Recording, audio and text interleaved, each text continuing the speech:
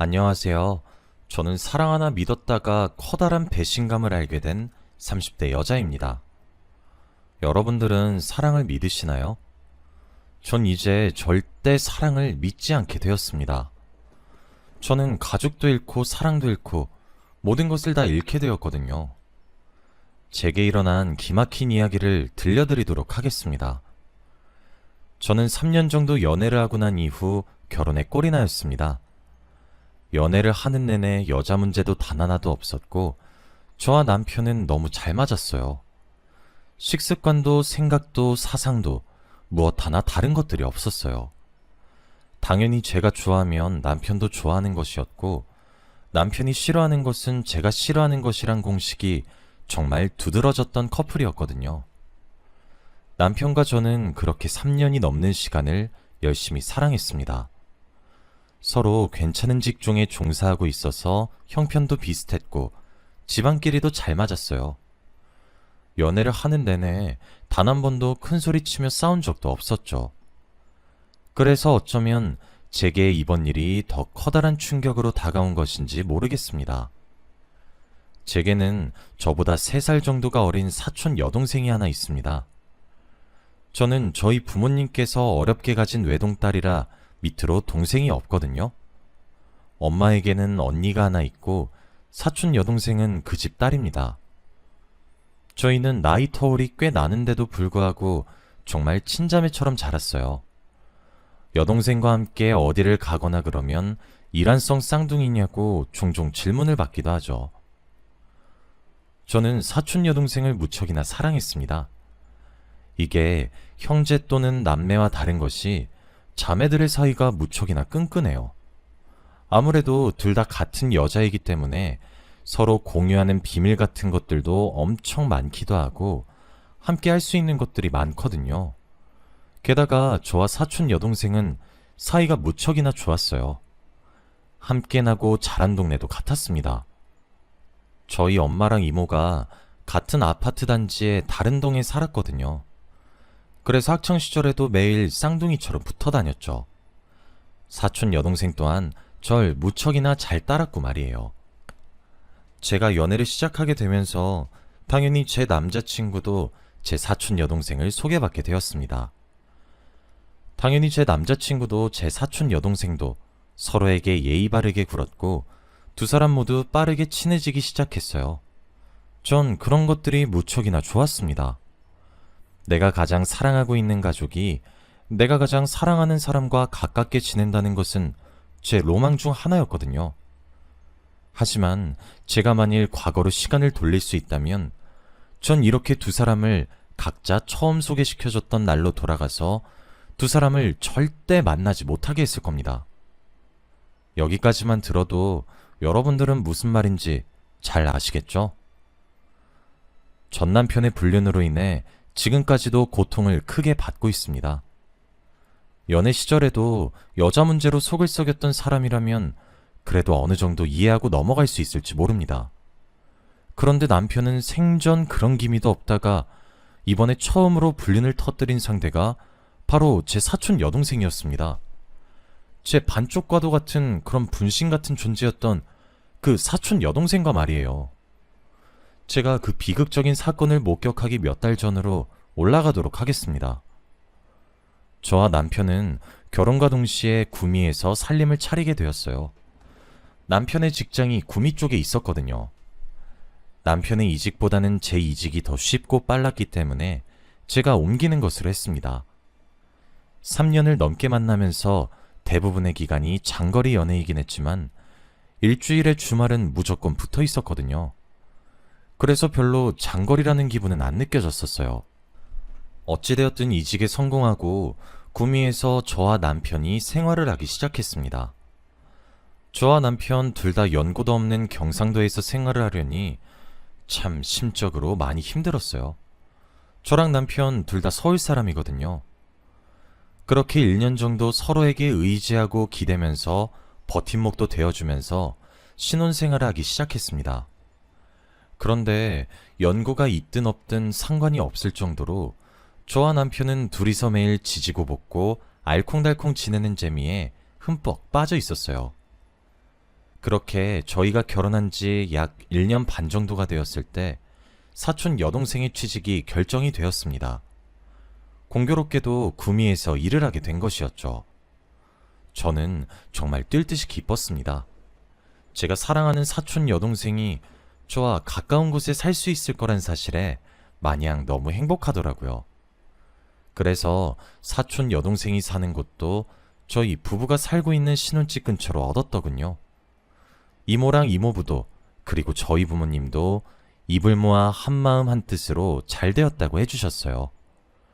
그래도 언니랑 같이 있어서 안심이 된다고 하시면서요.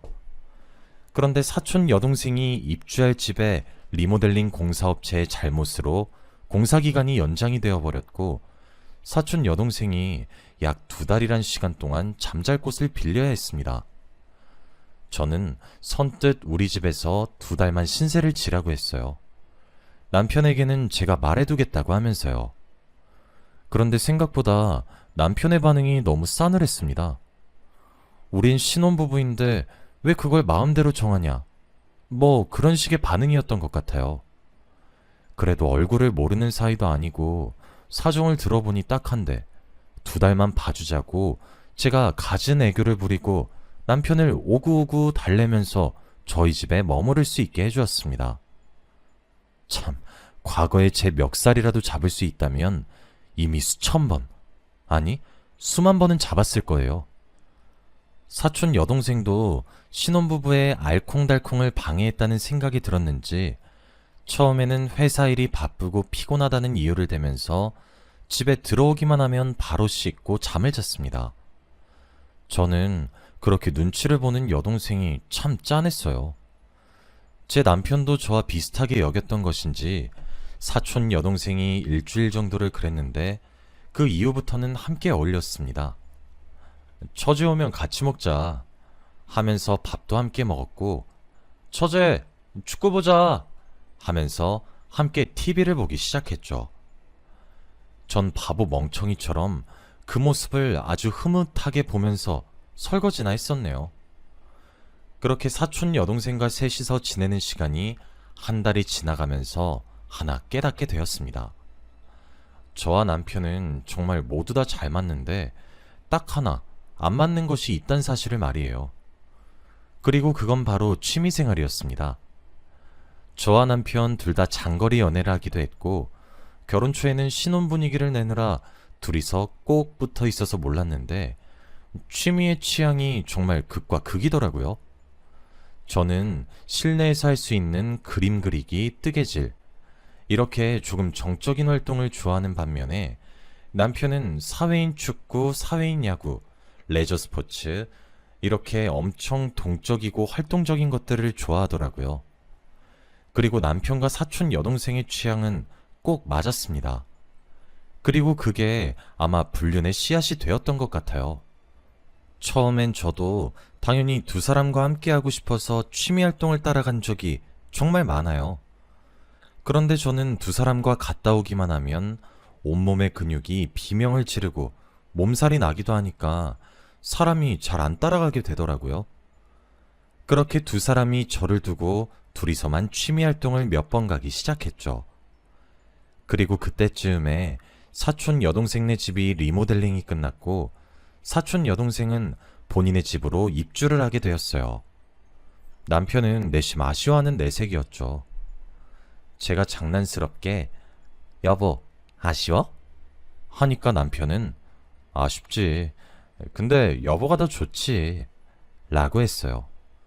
그리고 그 이후 저는 사촌 여동생이 저희 집을 떠났기 때문에 저는 다시 우리 두 사람이 서로에게 집중하는 시간을 가질 줄 알았어요. 사촌 여동생이 오기 전까지 즐겼던 그 신혼생활을 할 줄 알았죠. 그런데 남편의 태도가 조금 미묘하게 바뀌기 시작했습니다. 취미생활을 하기 시작하니 너무 즐겁고 재미있으니 개인 생활을 조금만 존중해달라고 하더라고요. 저는 그런 남편의 태도에 조금 놀라서 흠칫하는 티를 내게 되었더니 남편이 저를 꼭 안아주면서 우리도 이렇게 하나하나 맞춰가는 거지. 일주일에 딱 하루만 양보해줘. 응? 라고 하더라고요. 그런데 그 말을 듣고 보니 7일 중에 하루만 양보해달라는 거니까 납득이 또 되었어요. 알겠다고 했고, 그렇게 주말 중 하루는 남편이 온전히 취미생활로 보내게 되었습니다. 저도 남자가 사회에서 받는 스트레스를 이해했거든요. 저도 직장 생활을 하고 있으니까요. 그런데 건전한 운동으로 스트레스를 날리겠다는데 말릴 이유도 없죠. 그런데 남편은 점점 변해갔습니다. 처음엔 약속대로 일주일에 단 하루였지만 어느새 취미생활이 남편의 일주일 내내를 차지하게 되었어요. 집에 와서 누구랑 카톡을 하냐고 물어보면 함께 사회인 축구하는 단톡이다. 사회인 야구단 단톡이다. 레저 스포츠 동아리 단톡이다. 맨날 울리는 카톡 알림에 저랑 남편 사이의 말수도 줄어들기 시작했죠. 제가 아무리 말을 해도 남편이 휴대폰에 정신이 팔려서 제 말에 대꾸를 해주지 않았으니까요. 그렇다고 해서 대화를 많이 하는 것도 아니었어요. 그렇게 실컷 자기 취미생활 친구들과 연락을 주고받고 나면 밤 11시는 거뜬했고 그때 되면 피곤해서 뻗어 자더라고요. 결혼하고 나면 남자는 변한다고 하는데 그게 우리 남편도 해당되는구나 싶기도 하고 벌써 내가 질린 건가 걱정되기도 하고 둘이서 시간을 보내려고도 하지 않고 사랑한다는 말을 안 들은 지도 꽤 오래된 것 같았죠. 그렇게 느끼기 시작하니까 점점 제가 남편을 잡기 시작하더라고요. 자꾸 집착하게 되는 제 자신이 너무 싫었습니다. 전 근처 사는 사촌 여동생을 찾아가서 이 사실을 많이 털어놨어요. 형부는 아닐 거다. 언니가 너무 예민해진 것 아니냐. 내가 보기엔 형부 이전이랑 별로 달라진 것도 없다. 또 이런 말을 들으니 내가 잘못한 것만 같았죠. 그런데도 제 집착은 사라지지 않고 우린 3년이 넘는 연애 시절에도 싸우지 않았었는데 결혼 이후 높은 언성이 종종 오가기도 했습니다. 결국 제가 먼저 지쳤고 우리 두 사람 사이의 대화도 줄어들게 되었죠. 그렇게 제가 지쳐서 관심을 조금씩 덜 가지기 시작하자 남편은 신이라도 난 듯 보란 듯이 더 활개쳤어요. 그런데 그때 묘한 느낌이 들기 시작했죠. 남편은 그래도 적어도 그게 본인의 최소한의 양심이었는지 연락을 제외한 정말 진심으로 자신이 참석하는 활동은 주 1회로 철저히 제한을 해주었어요. 그런데 그게 어느 순간부터 남편의 몸에 꽃향기 같은 냄새가 나기 시작했어요. 마치 씻은 것처럼 말이에요. 씻었냐고 물어보면 남편은 땀을 많이 흘려서 목욕탕에 갔다 왔다고 그렇게 얼머부리고 말았는데 남자 목욕탕에 꽃향기인 목욕용품이 있을 리가 없단 생각이 들었어요. 그 꽃향기를 3번 맡게 되었을 때 저는 남편을 미행하기로 결심했습니다. 남편의 미행은 쉬웠습니다. 제가 화도 내지 않으니까 최소한의 경계도 하지 않더라고요. 룰루랄라 나가는 남편의 뒤를 쫓아나갔고 몰래 뒤를 밟았습니다. 제 차를 알아볼까 싶어 전날 미리 렌트카도 빌려뒀죠. 그런데 남편이 집을 떠나 도착한 곳은 사촌 여동생네 동네였어요. 처음엔 남편과 사촌 여동생이 취미생활이 너무 잘 맞아 동호회 같은 것도 같이 하나 보다 싶었는데 사촌 여동생이 남편을 보자마자 다다다다 뛰어와서 폭 안기는 것이 아니겠어요? 저는 그 길로 미행을 포기했습니다. 차마 진실을 제 손으로 파헤치는 것이 겁이 나기 시작했죠. 그날도 어김없이 남편의 몸에선 꽃향기가 났고 그 냄새가 그동안 익숙하다 생각했었는데 사촌 여동생의 샴푸 냄새란 사실을 알았을 때 제 심정은 차마 말로 설명이 안 될 정도입니다. 저는 마음을 강하게 먹기로 했습니다. 다음 주 주말을 기다렸고 남편에게 저는 잠시 친정에 사정이 생겼다고 했어요.